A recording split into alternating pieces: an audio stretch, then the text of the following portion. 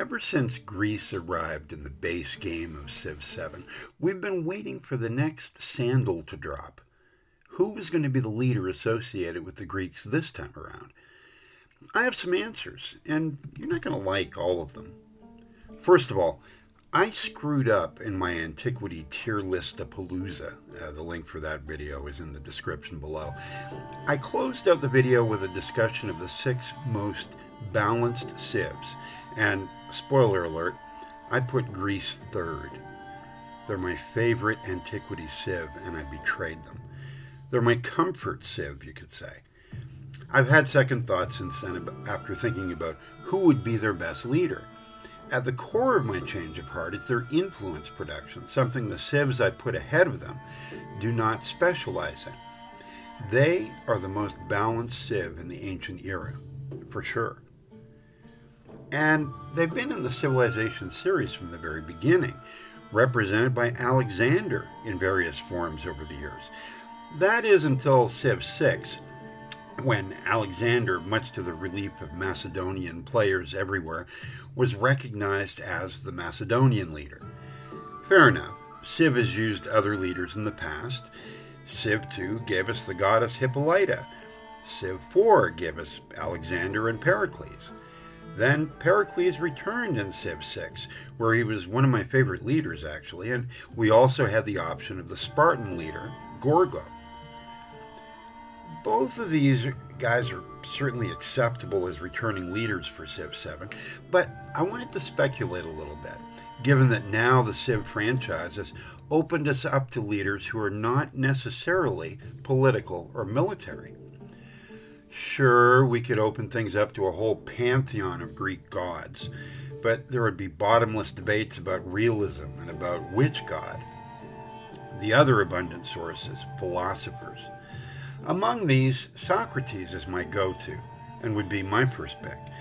But you've also got Plato and Aristotle and, well, a whole host of others. But then it seems to me you're limited to cultural victories. And much as I would like more culture in antiquity, it's not the best option. Not for Greece. And these guys are already available through the Logios unit in the game. Another way to go would be someone like Hippocrates, the father of medicine. That would help with the scientific victory condition, but maybe not much else. Homer, Sophocles, Aesop, and other notable Greek writers are possibilities. With Homer, you could at least claim a vicarious link to the military, and that could work. But these guys are still strongly culturally based figures and might not be workable as all-round leaders. There is, of course, Leonidas, the leader of the 300 Spartans who delayed the Persians in the Battle of Thermopylae. Again, a strictly militaristic leader, but maybe no one would complain. My favorite, maybe even more than the 2 mods I'm going to propose, is a guy I never heard of before I began my research, Solon. He was, according to Wikipedia, a statesman, lawmaker, political philosopher, and poet. He tried to clean up corruption in Greek politics. And he's maybe a good fit for the diplomatic cultural track.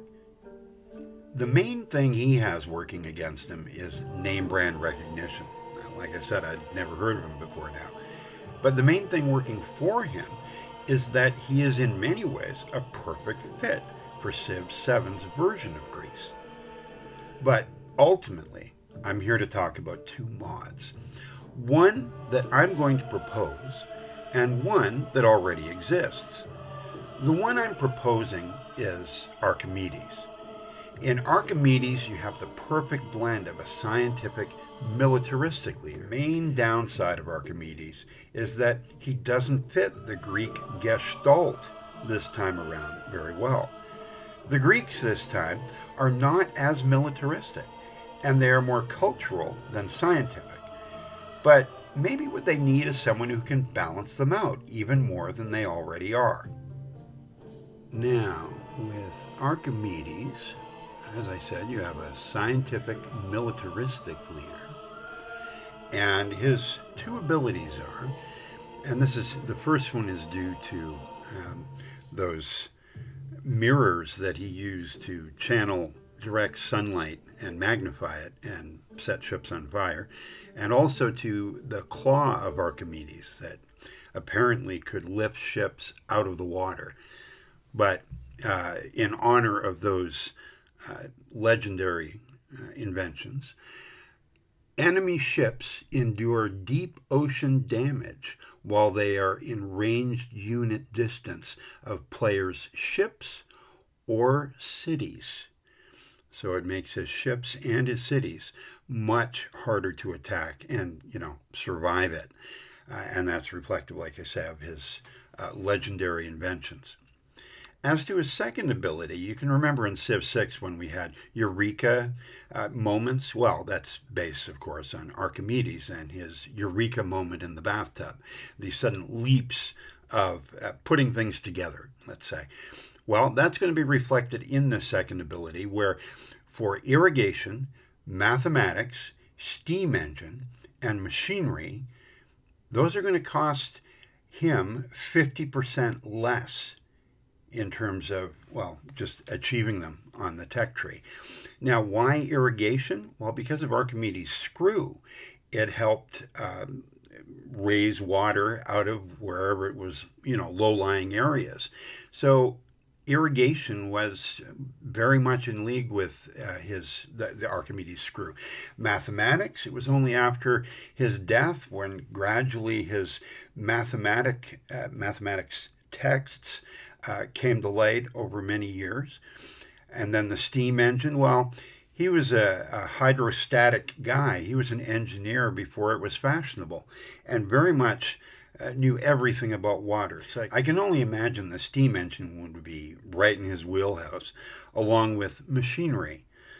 So those all cost 50% less, which I think gives him a nice little boost, but I don't think it's overly strong. Put those two abilities together, and I think you have a decent leader. Very, maybe not perfectly matched abilities, but interesting, I think. As for the mementos, well, these might be overpowered, especially the first one. Archimedes' lever. He once claimed that he could move the world if he had a lever big enough. Well, in this case, he gets +2 production per age from his lever. It makes a big difference, mechanically speaking, so I decided the memento should reflect that. At the same time, Archimedes' screw, which I've already mentioned, prevents storm and flood damage. This does kind of mimic Zhuge Liang's flood mitigation and storm mitigation memento. So I don't know, I might have to go back and revisit this one. But anyway, this is Archimedes' screw. Definitely helps in terms of keeping water off the lawn. Then siege machines have +5 combat power. Now, this is both a great power and a not so great one. Great because, well, it reflects, obviously, Archimedes' reputation as an inventor of war machines, and the +5 combat power reflects that. At the same time, siege machines have not been very popular in antiquity so far, among players anyway. So maybe this is a very limited memento. Maybe that balances out the other two. I don't know. Now, in terms of age unlocks, I think it's only appropriate that Archimedes unlocks the Abbasids in the Exploration Age, because the Abbasids are the people who rescued his writings from obscurity and perhaps, completely disappearing. And so he definitely owes them a debt, so why not unlock them? That sounds about right to me. Right now, I think the only leader that can unlock them is Ibn Battuta at the point of this taping. I might be misremembering, but so here's another one. He unlocks them. And he also unlocks Meiji Japanese in the modern age, another tech civilization. So I think that's only appropriate as well because of that connection. And there you have Archimedes. I certainly welcome any thoughts you have on this. He is somebody I've been thinking about for a while, and I finally decided to put this together. But I was really inspired by the mod that I want to look at next that actually does exist right now, free to download from the Steam Workshop, and that is the Hypatia mod. Now, Hypatia has an interesting backstory. In the closing days of the Roman Empire in Alexandria, Egypt, which I know seems like a strange place to go for a leader for Greece, there was a lot of uproar. What was left of the Library of Alexandria was being, destroyed.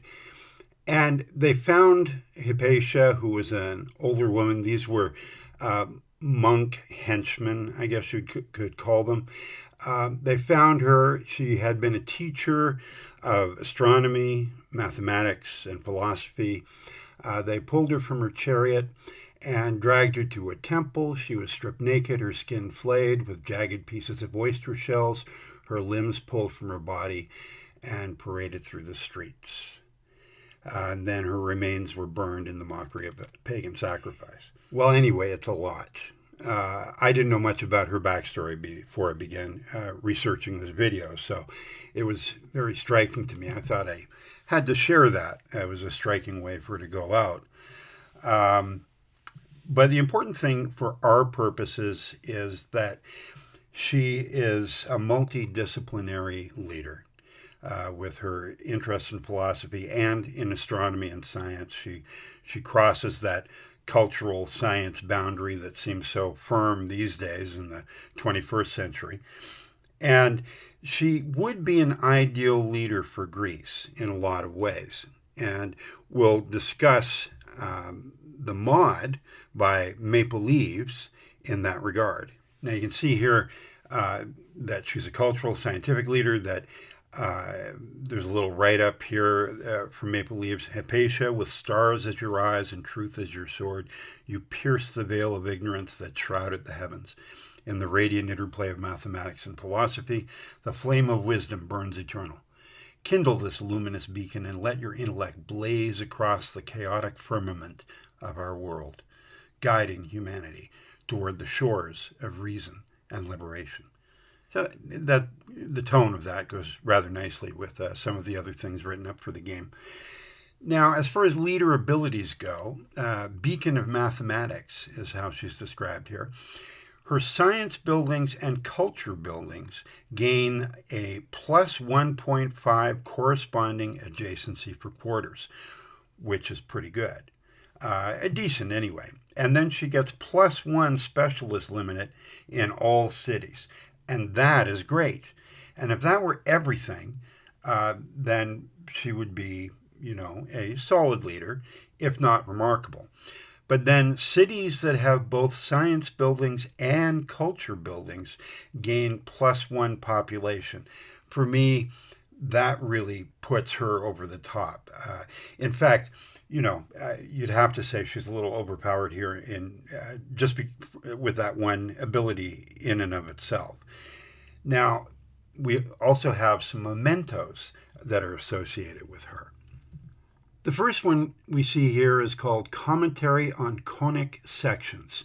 Ooh, a bit of a connection to Archimedes here with his interest with spheres. Gain culture per turn equal to 8% of your science income.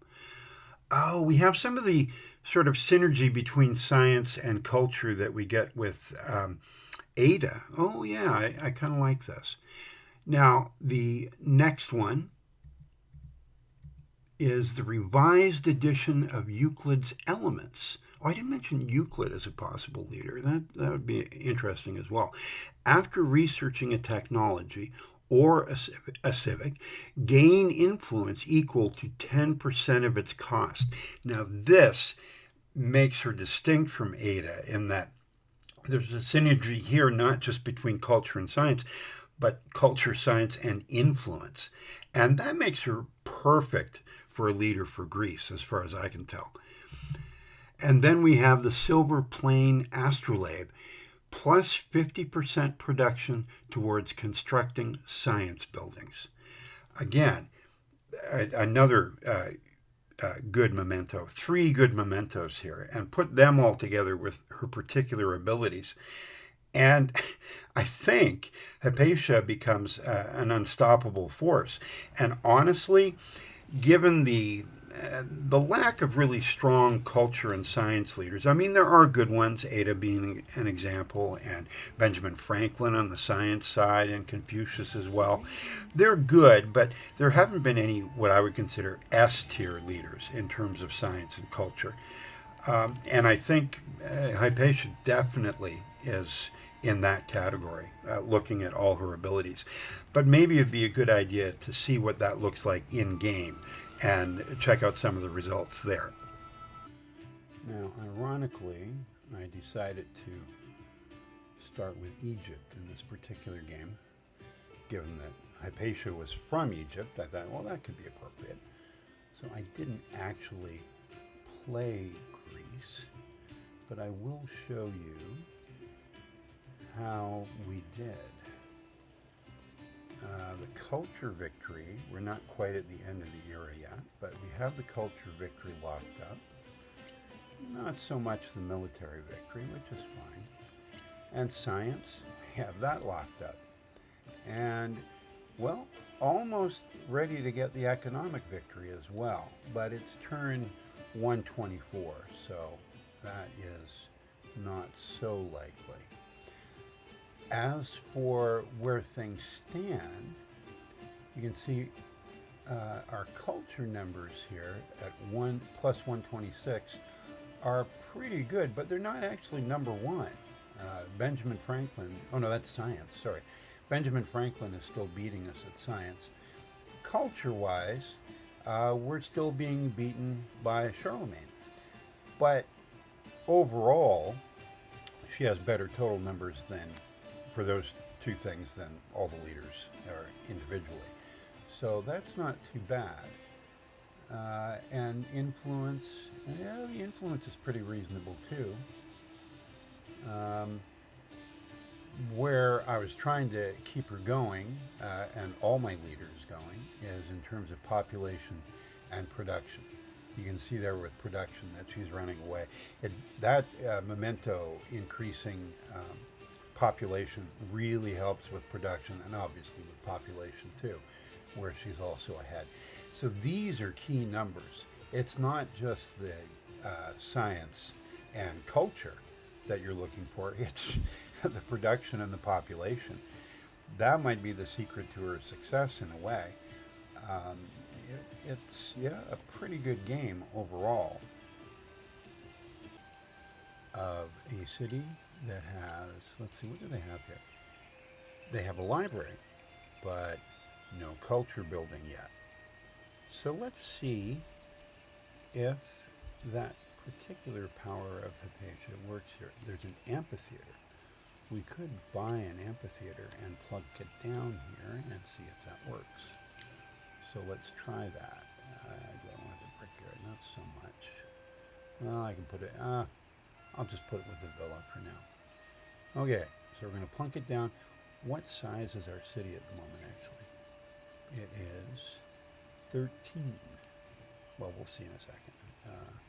If this works, amphitheater, we plunk it down, boom. And then, oh, great. Okay, yeah, I forgot when we were. This is, right. It's that time of day. Well, look at this. Yes, it did work. It did work. Extra population, what are we at now? Of course, oh, we're at 15. Oh, I love it. I love it. So yeah, this definitely works. Play through with Hypatia I did go for Greece. You can see that. Unfortunately, we're at the end of the age as you pick it up here, and you can see Athens is having a spot of plague, unfortunately. But if we ignore that and look on the bright side, always look on the bright side of life, we can see that Hypatia's numbers here for science and arts are not blowing everybody away. She's mostly leading in the arts except for Ibn. And in the sciences, wow, she's way behind Ibn. Ibn is kind of running away with this game to some extent. But in terms of production and population, you'll see that's where her secret has been, right?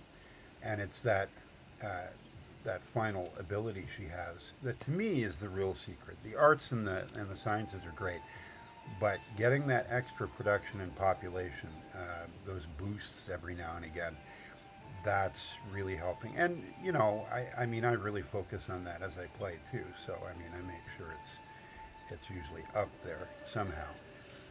In terms of winning conditions, the culture winning condition, she has that. She even has the military condition. I don't know how that happened. That was purely accidental.